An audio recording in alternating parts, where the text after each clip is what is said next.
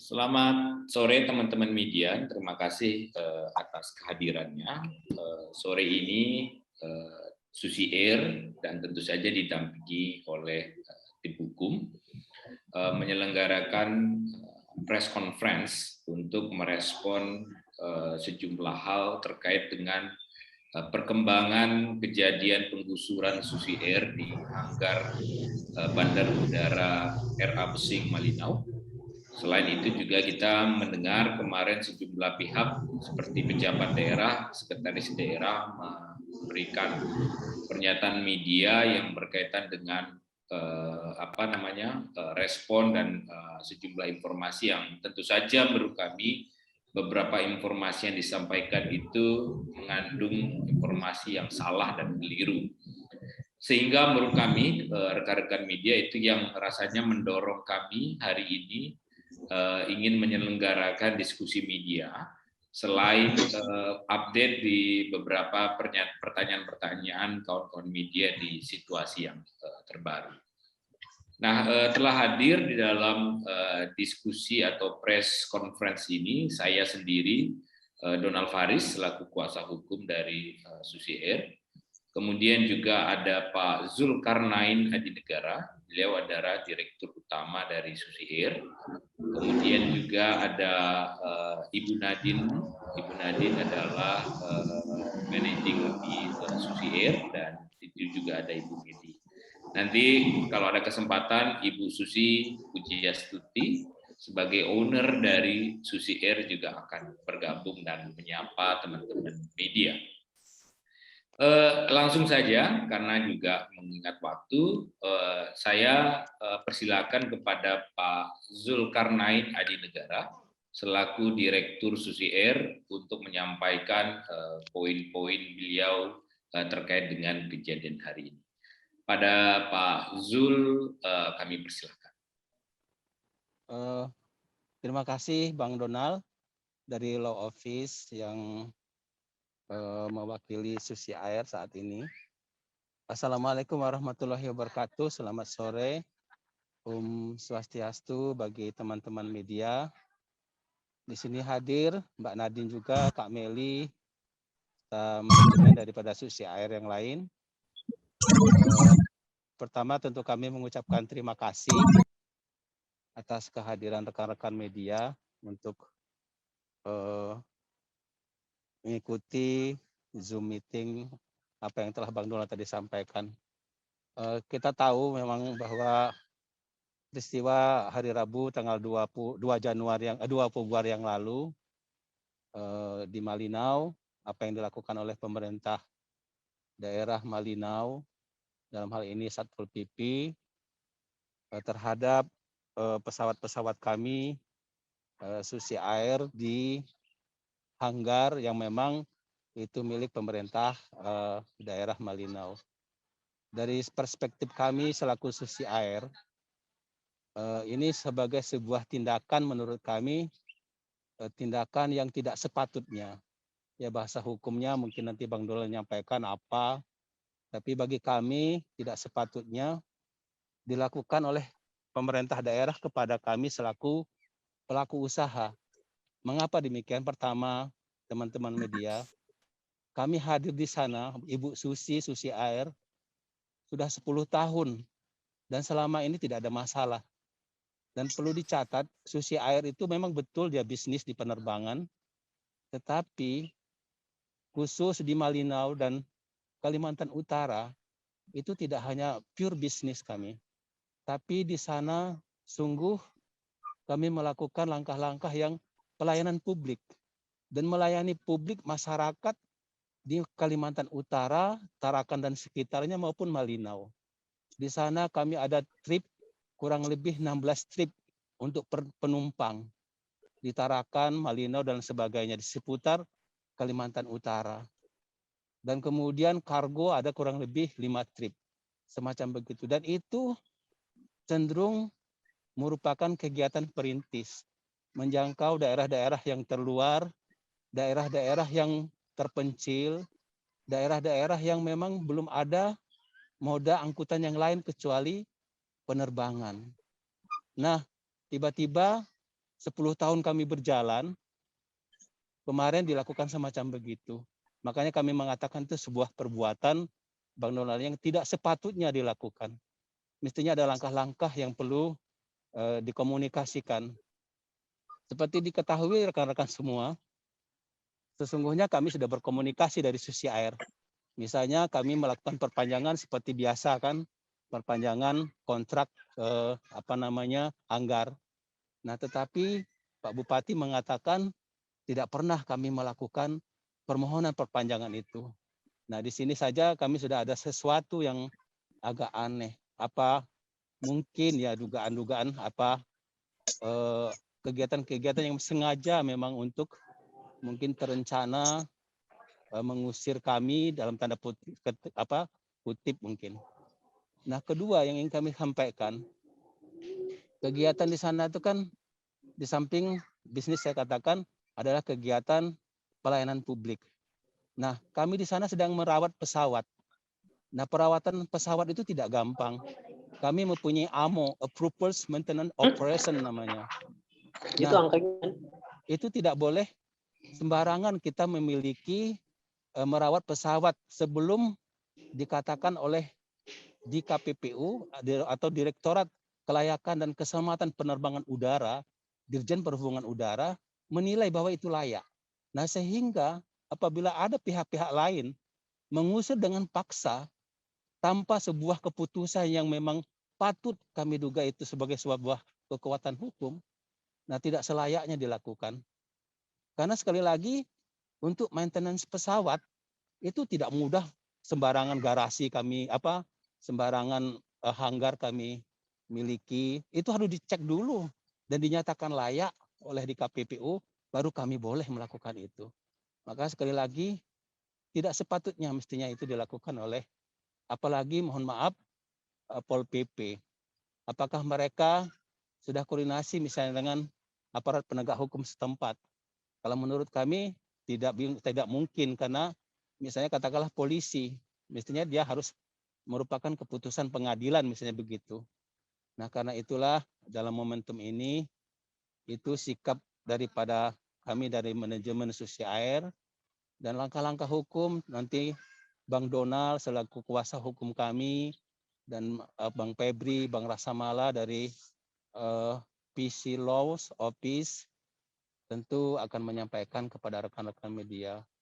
Mungkin itu yang ingin kami sampaikan dalam momentum ini. Jadi kami sekali lagi sangat menyayangkan dalam konteks tidak sepatutnya itu dilakukan karena itu adalah merupakan pelayanan publik bagi kami. Kedua itu adalah maintenance pesawat dan tidak boleh sembarangan sekali lagi pesawat dikeluarkan oleh pihak-pihak tertentu. Mungkin itu Bang Donald yang nanti dalam berjalan mungkin wawancara tanya jawab Bang Donald atau Mbak Nadine bisa menambahkan Kak Meli. Sementara itu Bang Donald. Terima kasih Bang Donald. Terima kasih Pak Zul selaku Direktur Utama Susi Air sudah menyampaikan informasi dan respon awal yang berkaitan dengan kejadian yang terjadi kemarin. Rekan-rekan media, saya akan gunakan lebih kurang waktu selama 10 menit.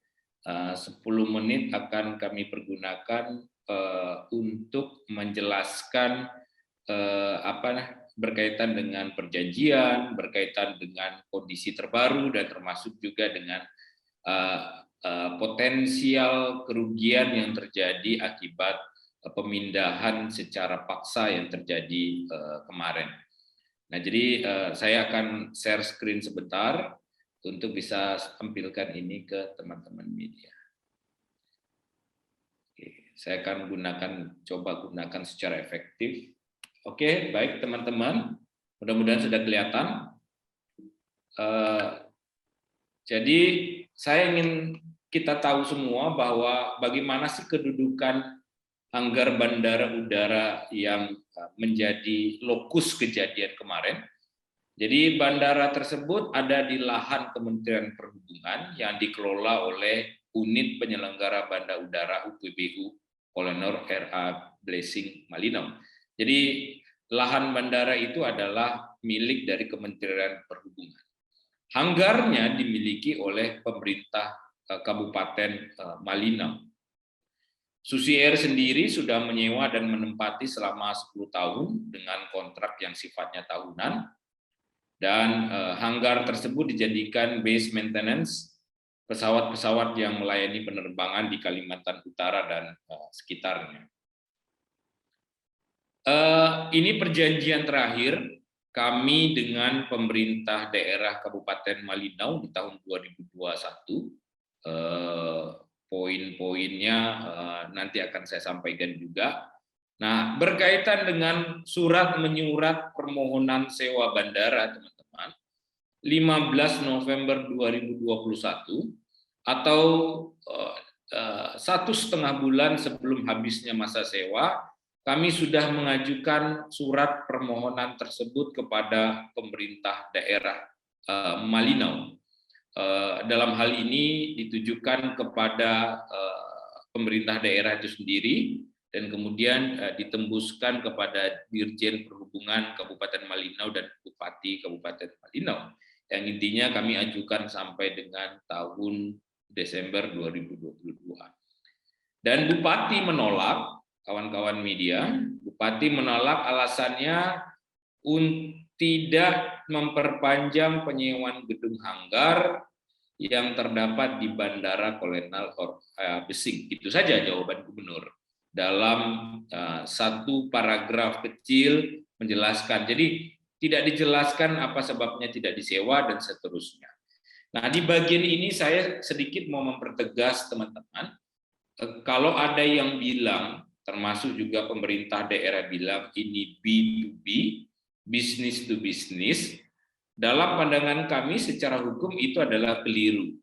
Ini adalah B2G, business to government. Nah, kalau urusan Susi Air itu dengan misalnya dengan pihak lain, pihak swasta murni juga itu nggak ada masalah. Tapi ini adalah konteksnya B2G, business to government. Dalam posisi ini, government tidak bisa bilang ya sudah kami akhiri, tidak ada lagi masalah, Anda tidak perlu protes dan seterusnya. Kalau itu logika bisnis, itu dapat diterima. Tapi kan ini adalah logika government, pemerintahan, yang semestinya secara hukum juga menjelaskan apa pertimbangannya tidak diberikan dan apa pertimbangannya diberikan. Kalau itu tidak diperpanjang, yang ingin kita dengar adalah apakah ada kesalahan, ada kekeliruan, atau ada pihak lain yang lebih membutuhkan dari Susi Air. Itulah pertimbangannya kenapa government itu dituntut transparan dan akuntabel. So B2G dalam konteks ini. Nah, yang terjadi adalah kemudian setelah kami kirimkan surat, ada surat pertama minta pengosongan, kami diminta untuk keluar selambat-lambatnya tanggal 6 Januari 2022, artinya 3 hari setelah surat itu dikirimkan. Jadi kami diminta hanya berkemas 3 hari oleh pemerintah daerah. Diulang lagi surat yang kedua, dia minta kami keluar pada tanggal 14 Januari 2022. Dan yang terakhir, mereka kemudian meminta kami keluar pada tanggal 13 Januari 2022. Di antara ini yang paling penting kawan-kawan media, kami mengirimkan surat sesungguhnya, meminta waktu, meminta klarifikasi, dan bahkan menyampaikan keberatan kepada pemerintah daerah terkait hal tersebut. Apa saja poinnya? Kami bertanya, apakah ketika ini tidak dipanjang atau diperpanjang oleh pemerintah daerah sudah ada kajian, sudah ada pertimbangan secara objektif dan penilaian terkait dengan keputusan ini, tapi tidak satupun baik surat pernyataan sikap, keberatan, dan permintaan waktu itu kemudian dijawab oleh pemerintah daerah. Jadi pemerintah daerah tidak merespon komunikasi kami soal kenapa dan alasan apa dan asesmen apa yang dilakukan pemerintah sehingga perpanjangan itu tidak dapat diberikan. Dan kami juga minta waktu, teman-teman, dalam surat tertanggal 17 Januari 2022, kami minta waktu selama 3 bulan yang terhitung 1 Februari untuk kemudian memindahkan barang-barang yang kita lihat sendiri kemarin petugasnya juga nggak bisa memindahkan begitu kira-kira karena saking besar dan susahnya memindahkan itu. Nah, dan yang terjadi adalah surat eksekusi ini yang kemudian dipegang oleh Satpol PP, teman-teman. Kalau berdasarkan informasi yang kami terima, petugas yang ada tidak menyerahkan atau menunjukkan surat tugas itu kepada bandara maupun khususnya kepada Susi Air. Kenapa itu penting? Karena tentu saja Susi Air penting memperoleh asli maupun kopi, setidaknya kopian surat tugas orang-orang yang bertugas hari itu dan siapa yang memberikan tugas. Dan kami tidak memperoleh surat itu dari pejabat yang ada di lokasi kejadian atau pejabat yang memerintahkan itu. Suratnya diberikan oleh Sekda tertanggal 2 Februari dan eksekusinya juga dilakukan pada hari yang sama. Jadi ada di paragraf kedua, teman-teman, suratnya kepada UPBU Bandara Kolonel RA memberitahu untuk melakukan eksekusi. Jadi bukan permintaan izin kepada UPBU ya, karena mestinya kan izin yang mereka minta untuk memasuki wilayah bandara sebagai wilayah yang tidak boleh dimasuki oleh sembarang orang.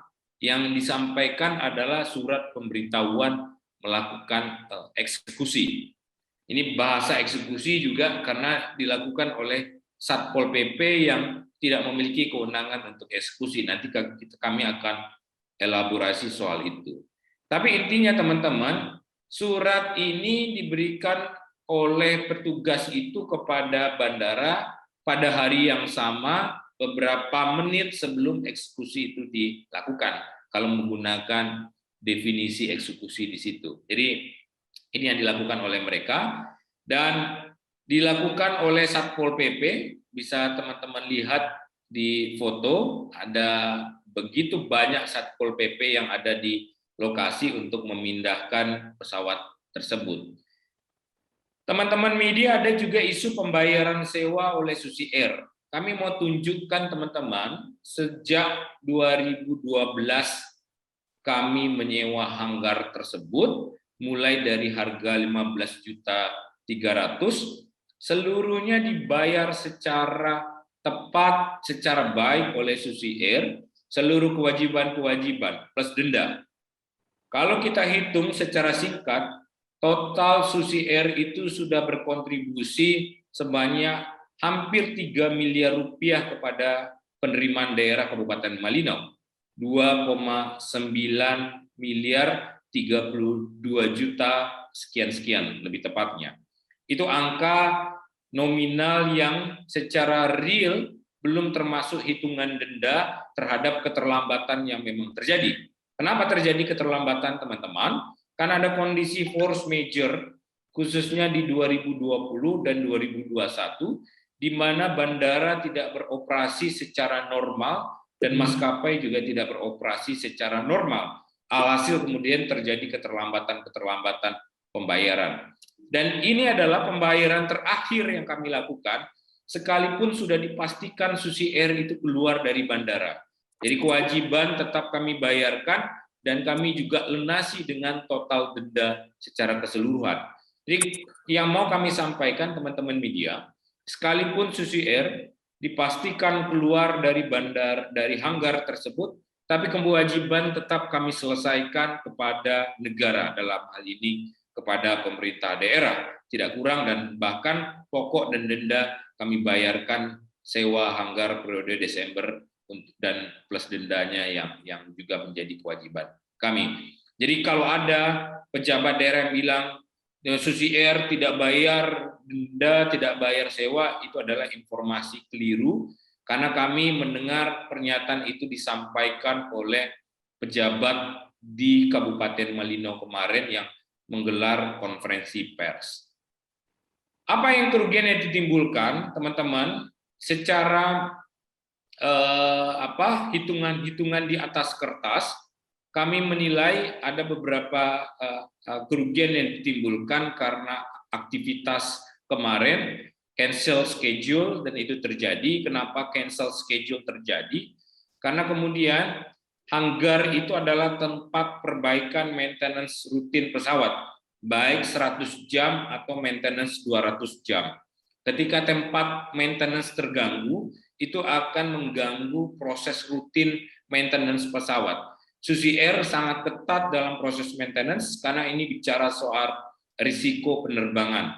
Dan itu yang kemudian oleh beberapa maskapai lain juga cenderung terabaikan sehingga beberapa kejadian crash, tabrakan, dan kemudian engine-nya mati dalam beberapa waktu yang terjadi belakangan. Nah, ini juga teman-teman cost yang kami hitung totalnya lebih kurang 8,9 miliar rupiah secara hitungan dari bagian operasional atas kejadian yang terjadi kemarin. Ada kemudian kami harus extra pay pilot untuk beberapa kondisi tertentu, kemudian juga cancel schedule, dan kemudian juga kami tentu saja kalau harus memindahkan seluruh alat-alat tersebut, kami harus menyewa heli untuk kemudian mengangkat sejumlah pesawat yang kemudian dalam kondisi hari ini tanpa mesin atau tanpa engine. Itu salah satu kondisi yang terjadi secara kalkulatif perusahaan dan kerugian yang sifatnya real dan potensial akibat kondisi penggusuran paksa kemarin. Teman-teman, apa aturan yang dilanggar? Saya masuk kepada sesi ketiga, bagian terakhir, cepat saja. Yang dilakukan kemarin itu pemindahan paksa oleh Satuan Polisi Pamong Praja. Berdasarkan peraturan pemerintah RI nomor 6 tahun 2010, Satpol PP itu punya tugas menegakkan perda dan menyelenggarakan ketertiban umum dan ketentraman masyarakat. Susi Air menempati hanggar kemarin, dan kita sudah minta ekstensifikasi waktu untuk memindahkan tempat. Yang terjadi justru adalah memindahkan paksa oleh tenaga Satpol PP yang tidak punya tugas berdasarkan peraturan pemerintah nomor 6 tahun 2010 untuk melakukan hal tersebut. Ada juga kalau kita lihat fungsinya, tidak juga ada satupun fungsi memindahkan barang atau memindahkan sesuatu di bandara yang berkaitan dengan fungsi Pol PP. Yang banyak kita pahami adalah Pol PP dipakai untuk ketertiban masyarakat oleh kepala daerah kalau ada kasus-kasus pasar-pasar ilegal atau pedagang-pedagang kaki lima yang berjualan tanpa hak dan tanpa izin. Makanya kemudian dianggap mengganggu ketertiban umum dan ketentraman. Baru itu dilakukan. Pesawat Susi Air berada di hanggar bukan melanggar ketertiban umum dan ketentraman masyarakat, sehingga menjadi keliru sekali ketika itu dilakukan oleh Satpol PP. Apalagi kemudian kami mendengar informasi tersebut juga tidak disampaikan kepada pihak kepolisian untuk melakukan upaya paksa versi mereka. Dan undang-undang apa yang dilanggar, kami sedang mengkaji potensi pidana dalam Undang-Undang Nomor 1 2009 tentang penerbangan, di mana setiap orang dilarang berada di daerah tertentu di bandar udara, membuat halangan atau kegiatan lain di kawasan keselamatan operasi penerbangan yang dapat membahayakan keselamatan dan keamanan penerbangan, kecuali memperoleh izin dari otoritas bandara.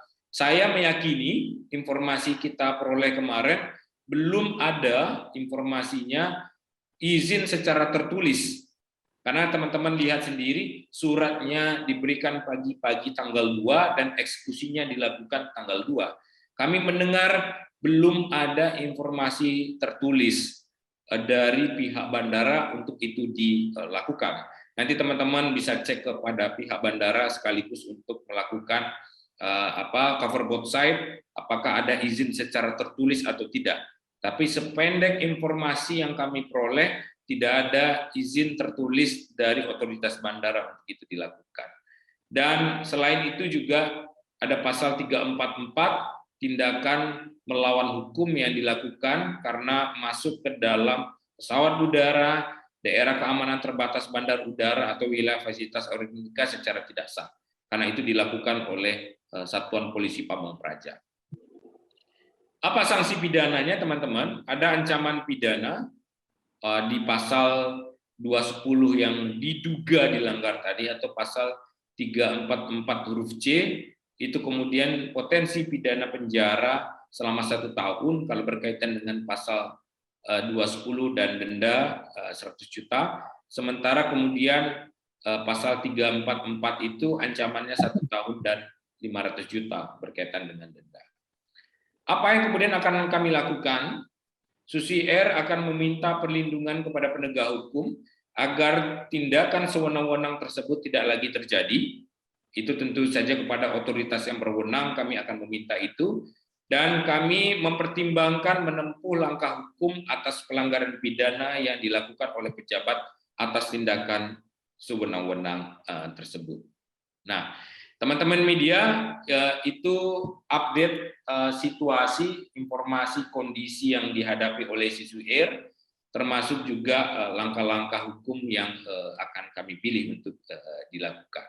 Mohon maaf dari kami semua, nanti kalau ada beberapa perkembangan lain, kami juga akan terus update ke teman-teman media. Dari kami itu saja, terima kasih. Assalamualaikum warahmatullahi wabarakatuh. Terima kasih Bang. Waalaikumsalam warahmatullahi wabarakatuh.